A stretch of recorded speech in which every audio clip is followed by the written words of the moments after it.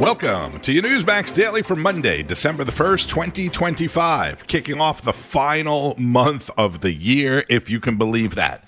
And welcome back to business. Hope you had a fantastic and safe Thanksgiving weekend. If you're listening in the airport or in your car because you're still making your way back home, thank you for listening. Snow in the Midwest and heavy rains in Texas, Oklahoma, Louisiana, all causing some flight delays and cancellations today.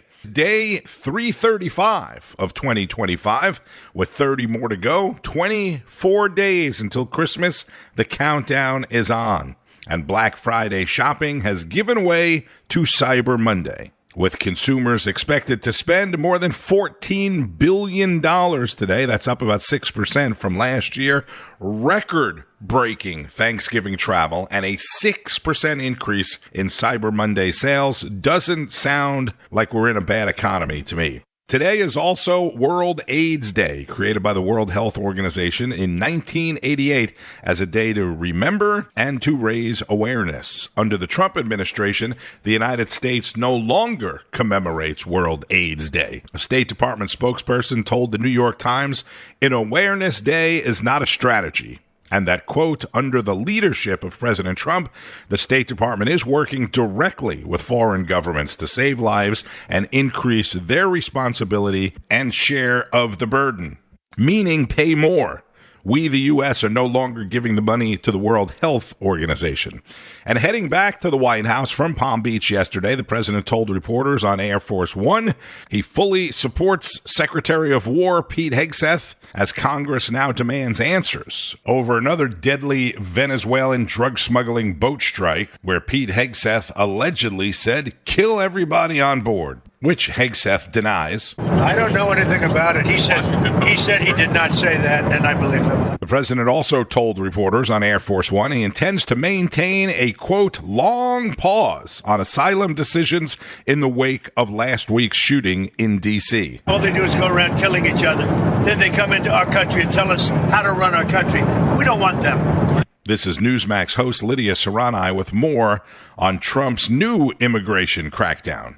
It's not just migrants and illegals that are getting our taxpayer dollars, right? And threatening our democracy. The City Journal report revealing a bombshell investigative report that the largest funder of the Somalia-based al-Shabaab ISIS-linked terror group is the Minnesota taxpayer. Again, we're talking about tens of millions of dollars here. And of course, a threat to our national security. As a result, Trump is now ordering that Somali green cards, along with green cards issued to 18 other countries of concern, be re-examined. What do the Somalians have to do with this Afghan guy who shot the national? Nothing, but Somalians have caused a lot of trouble. They're ripping us off for a lot of money. There's a tremendous amount of money going back to Somalia. What the hell are we paying money to Somalia for? But they're ripping off our country at a level that few people have been able to see before. The Trump administration has also now terminated the temporary protected status for 353,000 Haitian migrants who must return to their home by February 3rd. The Department of Homeland Security also announcing that it is, quote, we are reviewing all asylum cases approved under the Biden administration which failed to properly screen large-scale asylum applications. The president also announcing that all federal subsidies for non-citizens will also be halted. Trump concluding that reverse migration is now the only course of action to right all of these wrongs. To all of you who say this is too extreme, how dare you? I say this to President Trump. Thank you. And it's about time. Newsmax host Lidia Curanaj, Georgia Congressman Rich McCormick, a Marine who served in Afghanistan, talked to Newsmax about the D.C. shooter and the evacuation of Afghan nationals. Georgia Congressman Rich McCormick, great to have you here. He's a member of the House Armed Services Committee and the House Foreign Affairs Committee. Congressman, let's start here. We just heard from James Rosen, the latest here on this investigation. The alleged perpetrator with ties to the CIA was allowed into the U.S. in 2021 after minimal vetting. I want to get your thoughts on this because President Trump is not happy about this. Now he wants to do a deep dive and vet all of those people that have come in. Your take? I think that's a wise thing to do. This is very personal to me. I served in Afghanistan in 2016 as the head of emergency medicine there. As you guys know, I was a Marine for 16 years before that. I served with foreign forces an awful lot in my career. The one thing I hope we don't do is do a knee-jerk reaction and assume everybody's bad. There's patriots out there that would literally give their lives for this country and for Afghanistan. They paid in tens of thousands of lives. Even 1 million people died during the Afghani war in Afghanistan that believe in freedom just like you and I. And I hate that this person is a very evil person who deserves the death penalty, deserves damnation, really, in my opinion. I hope that he is a singular problem, but I don't want to generalize, like, you've seen in the Catholic Church or in Boy Scout Masters where you have a couple bad apples. Does not define the rest of the people that come here. Yeah. I'm not saying that the vetting process shouldn't be reviewed, that we shouldn't look at those people that came in, but I don't want to make an assumption that all the people that came here are like this evil individual, because quite frankly, I've had some people that have really made huge sacrifices for our nation and for their nation that should not be assumed to be evil. Right. And that's the beautiful thing about America, that people want to come here because they want a better life and they want to serve America. That is a very true statement that you made. But where the problem really comes in now is that President Trump is going to be re-looking at all of these people who have come in. We know that he's accused the Biden administration of not being as meticulous enough or organized enough with their record keeping. So now you have all of those records, which may be difficult to come by in the vetting process that we do know whether or not it happened. So what do those records look like? Plus now these new records of President Trump re-looking over every single person that came in through the country. I mean, that's frustrating in itself, because you're right. There are some people who should be here. And unfortunately, now things are going to get even more muddled and even more messy. So how do we make it so the right people can stay and the wrong people need to leave? And you look at the 1 million people that came into this country that were never vetted, that came across the southern border, we never captured, that we know came across the border. We have no idea what their intentions were. We know they're drug dealers, rapists, murderers, people who came from Venezuelan jails, who were released on purpose to come here. That's the problem when you let in a 10 million population, some of them vetted, but not with any sort of intention to keep them out or to actually keep the bad actors away from us. This is what the Biden administration has resulted in, and shame on them for playing politics with our good nation. Right. And the Biden administration was pressed about this. I want to go back to November of 2021. You got Senator Lindsey Graham questioning then Homeland Security Secretary Alejandro Mayorkas about this vetting process of these Afghan nationals following the botched withdrawal here from Afghanistan. Let's play that. Watch. Are you telling this committee under oath that 99% of the people who got on these planes in Afghanistan were vetted by our government before they got on that plane? I want to be very clear, because precision... Because you're not. No. Senator, if I may, you are asking me about planes from transit countries, the third countries... I'm talking about people who got on the plane in Kabul airport. States. No, I can't speak to that. All right, so that was the moment there. Congressman, do you think that they were dodging, deflecting? Did they do enough of a vetting process at that time, now that we know that some people came in and we don't know a lot about them? Well, we know that some people that are vetted are going to get into our country that are bad apples. But yes, they absolutely botched the Afghan withdrawal. They didn't know who got on that plane. They still don't know who came into this country, both from there and other places in the world. The Afghan withdrawal was probably one of the most depressing days of my life, quite frankly. To see all the sacrifice that we made, the months and years we spent away from our families, the brain injuries, the lost limbs, the lost friends. Just to see what they did in that horrible withdrawal, where we basically handed over to the Taliban, the same nation we fought for 20 years to preserve, $1 trillion investment, over 2,400 lives. Just the worst kind of feeling you can have as somebody who's sacrificed in that nation, who's seen friends die in that nation. Yeah. What a horrible result from the Biden administration. One of the worst, well, actually probably the worst withdrawal we've ever had from any war in the history of the United States. Mm-hmm. That's Georgia Congressman Rich McCormick, a true American hero who echoes the sentiment, I would think, of every U.S. service member, especially those who did serve in Afghanistan. Newsmax host Rick Leventhal criticized the Biden-Harris immigration policies and talked about the need for stricter vetting to protect all Americans. President Trump sending a lengthy Thanksgiving message to all Americans, including Democrats, who we can thank for so many problems our country was left with after 4 years of Joe Biden and Kamala Harris. The president started by giving a shout out to the citizens and patriots who have been so nice in allowing our country to be divided, disrupted, carved up, murdered, beaten, mugged, and laughed at, along with certain other foolish countries throughout the world for being politically correct and just plain stupid when it comes to immigration. And President Trump couldn't be more spot on correct. The idiocy of the Biden-Harris immigration plan, basically abandoning the rules and procedures that helped ensure we weren't allowing hardened criminals refuge here in the States, has contributed dramatically and tragically to crimes against law-abiding Americans, including murders, rapes, and sexual assaults against children. Not to mention an influx of gang members dealing drugs and carrying out assaults and robberies, along with foreign nationals given sanctuary, despite a severe lack of vetting to determine if these were actually people we could trust, who truly deserved the warm welcomes and vast opportunities this country provides. It was that lack of vetting that led to 2 American heroes being shot in D.C. Wednesday. 2 National Guard soldiers who willingly sacrificed a chance to spend Thanksgiving at home with their families, volunteering to instead serve their country during the holidays and to do their part to help keep the streets of our nation's capital safer. And thanks to their heroism and patriotism, one of those guardsmen, 24-year-old U.S. Air Force Staff Sergeant Andrew Wolf, is fighting for his life, and the other, 20-year-old U.S. Army Specialist Sarah Beckstrom, is dead.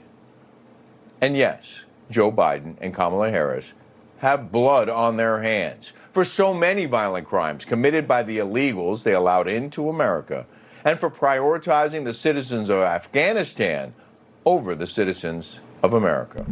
That is Rick Leventhal, host of the Leventhal Report, 7 p.m. Eastern on N2, right after the briefing with Ed Henry. President Trump also said on Sunday that he's invited the family of slain National Guardsman Sarah Beckstrom to the White House. No word on when that will happen or if that's going to happen. Let's go to Saturday Report with Tom Basile, who makes an excellent point about Republicans needing to step up and look beyond President Trump. It's a problem, folks. Socialists in the country have an agenda and they have an ideology that, whether you like it or not, is easily defined, and it's having an impact on motivating voters. Republicans and conservatives have a person that motivates them. And of course, there's certainly nothing wrong with supporting or being motivated by Donald Trump. But if your entire political identity is wrapped up in the work and the persona of one man, whoever he is, it becomes more of a celebrity figure than a leader. And that makes it very difficult to sustain the strength of a political movement over the long term. Americans need to see this moment in our politics as being about values and ideas, not individuals. That's a challenge, I know, but for pro-freedom Americans who are rightly bothered by the rise of Marxism and socialism, only you can stop it by showing up to vote not only in congressional elections, but in local races, school board elections, and contests for governor and state legislature, regardless of whether Trump tells you to or not. Leadership is about ideas and results. If your ideas are nebulous and you don't communicate effectively about your results, you depress participation and allow your opponents, even the most detestable among them, a shot at claiming the mantle of leadership. Tennesseans in the 7th Congressional District are about to make a statement about the state of our politics in the coming post-Trump era. Will the conservative majority there come out to vote on ideas and protect their values? Or will they stay home and allow another person who represents an erosion of the American way of life a platform to advance this new socialist political movement? Regardless who wins, watch the numbers in Tennessee very carefully on Tuesday. No Silly Business with Tom Basile, host of America Right Now, Saturday mornings at 9 Eastern. President Trump wasn't the only one in the spotlight and making news in Florida this weekend. Secretary of State Marco Rubio, the president's son-in-law, Jared Kushner, who both live in Miami, along with Special Envoy Steve Witkoff, met with Ukrainian officials in Miami over the weekend. I've spoken to them, and they're doing well. Ukraine's got some difficult little problems, They have some difficult problems, but I think Russia would like to see it end, and I know Ukraine would like to see it end. Again, that was on Air Force One yesterday, heading back to D.C. The talks in Miami included potential land swaps, possible elections in Ukraine, and security guarantees for Ukraine. Steve Witkoff, Secretary Rubio, and Jared Kushner will now go to Russia this week in an attempt to broker a peace deal with Vladimir Putin, who I still maintain is not interested in any peace. Plus, both sides continued launching attacks on each other throughout the weekend while the talks were going on. And a top Ukrainian official, President Zelensky's chief of staff, resigned over the weekend amid a potential corruption scandal. I don't want to say, well, no kidding, but no kidding. More from Newsmax foreign correspondent Shelby Wilder in Ukraine. I just want to start off the top by noting that Ukraine has just come under attack. Before we've come on air, Russia was launching hypersonic missiles across the country. There were nationwide alerts. And even here in Kiev, people were advised to take shelter due to the threat. So we believe Russia is starting early tonight in regards to carrying out its attacks. But going back to the major news, as you noted, President Volodymyr Zelenskyy has announced the resignation of Andriy Yermak, the head of the president's office. Zelenskyy signed a decree tonight and said there would be a full reboot of the president's administration. And this follows searches carried out by Ukraine's anti-corruption bureau at Yermak's residence earlier today, as the government is rocked by one of the largest corruption scandals of Zelenskyy's presidency involving his administration. Zelenskyy, in an address this evening, said, "I want there to be no rumors or speculation." So that's why it's led to Yermak resigning here, again, after his residence was searched. Zelenskyy added that Russia really wants Ukraine to make mistakes, but insisted there will be no mistakes on our part. For context, Yermak is not just Zelenskyy's closest advisor. He is often described as the unofficial vice president of Ukraine and the second most powerful figure in the country. He just led the Ukrainian delegation in peace talks in Geneva on Sunday and has been a key point of contact for the United States across administrations. And Yermak's resignation during such sensitive negotiations is a major political shock. Internationally, the timing is terrible. Ukraine is under intense pressure from both the United States and Russia to accept a peace deal. One, critics say, leans towards Moscow's interests. The Kremlin will welcome this development tonight, and the incoming U.S. delegation to Kiev will view it as a moment of vulnerability to likely pressure Kiev further. But I want to note that inside Ukraine, the reaction is very different. Many here view this not as a weakness, but as strength. And people are saying this shows Ukraine's democratic institutions can function independently, even in wartime, and that no official is above scrutiny. For a former Soviet republic to investigate its most powerful figures is viewed here as exactly the kind of accountability that Ukrainians are fighting for. But again, major news, political shakeup here tonight in Ukraine. Will continue following, and also what that's going to mean for negotiations with the United States going into this weekend. Back to you. That is Newsmax foreign correspondent Shelby Wilder in Kyiv, Ukraine. And as I said, now the attention turns to Russia. We'll see if any progress is made there. That continues to be the key word in the talks with Ukraine, progress, but I'm not at all optimistic when it comes to Russia. And did you catch this over the holiday weekend? California Representative and gubernatorial candidate Eric Swalwell wants Californians to be able to vote for him by phone. This is Matthew Foldy on Friday night's Right Squad. First up, California gubernatorial candidate Eric Swalwell used to whisper sweet nothings, maybe in Mandarin, to Fang Fang on the phone. But now he wants Californians to do something else with their phones. I want us to be able to vote by phone. I think every Californian vote by phone. Vote by phone. Yeah, if we can do our taxes, do our make our healthcare appointments, make essentially do your banking online, you should be able to vote by phone. The move to have us voting on our phone, there would actually be no criminality there. I'm sure there wouldn't be any voter fraud there, would there? To me, that's a very serious issue, and that's why I take that as the most serious one. Alex? I echo Eric Swalwell for sure. The other part of that interview was that he talked about digitizing the DMV. Yes. If you put both of those things together, does that mean you don't really have to go in person to verify you are a citizen to vote? It's very scary. The last thing I'll note about him is that he has challenged his mortgage fraud case over the president not being able to his administration not being able to use private documents to go after political opponents. How a judge rules on this could impact other mortgage fraud cases. Adam Schiff, Letitia James, obviously some of these other Trump critics. And guess who was assigned to the case? Judge Boasberg. So we'll have to follow that one closely. Alex, your donkey?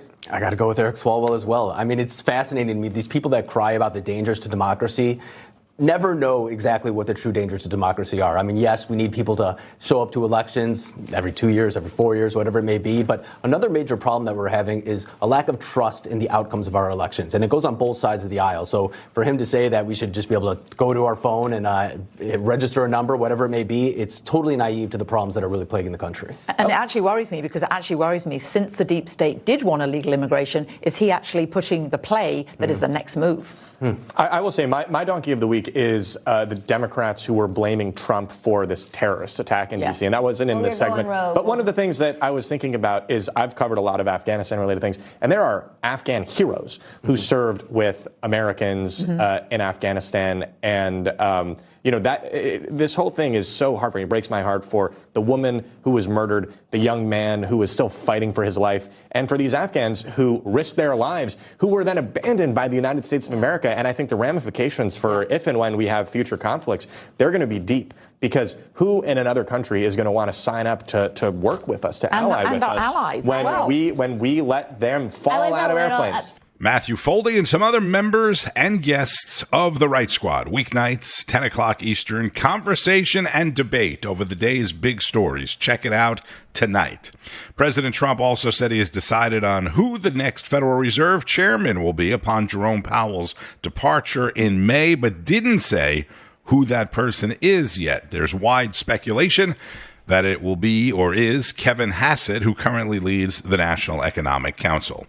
On the White House calendar, there is a press briefing scheduled for this afternoon with White House Press Secretary Caroline Leavitt. Obviously, President Trump is scheduled to sign some congressional bills later this afternoon. Outside of that, there are no other scheduled events. And over the weekend, Texas Republican Troy Nehls announced his retirement from the House of Representatives in a post on X, noting that he called President Trump first to tell him about his decision. Less than an hour later, Nehls' brother, Trevor Nehls, announced his intention to seek the Republican nomination for his brother's House seat. Trevor Nehls was previously a sheriff's candidate for Fort Bend County in Texas. And Luigi Mangione, you remember that name? He's back in a Manhattan courtroom today. Defense attorneys are trying to convince the judge overseeing the case to block prosecutors from using key evidence in Mangione's murder trial, which hasn't even been scheduled yet. Mangione has been charged in gunning down United Healthcare CEO Brian Thompson last year.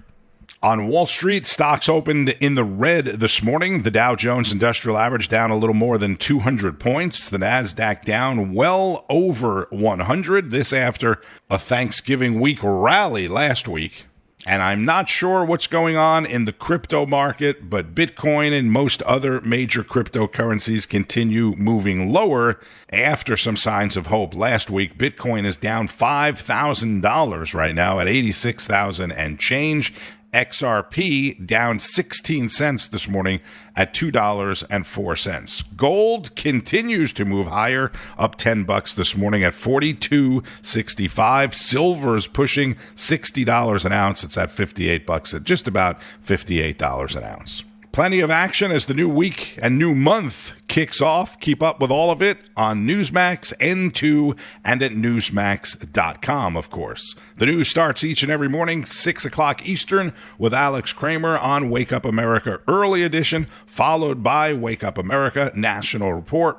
Greta at 4, Carl Higbee Frontline at 6, followed by Rob Schmidt tonight. Finnerty, Greg Kelly reports the Right Squad, and much, much more.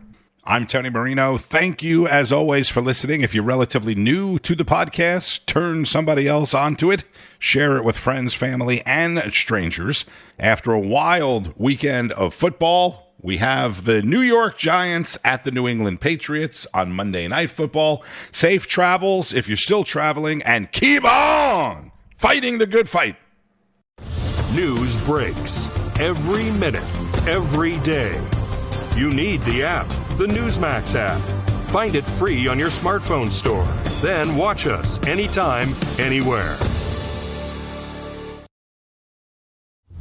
Information. Truth. Is freedom. Is Newsmax. It's real news for real people.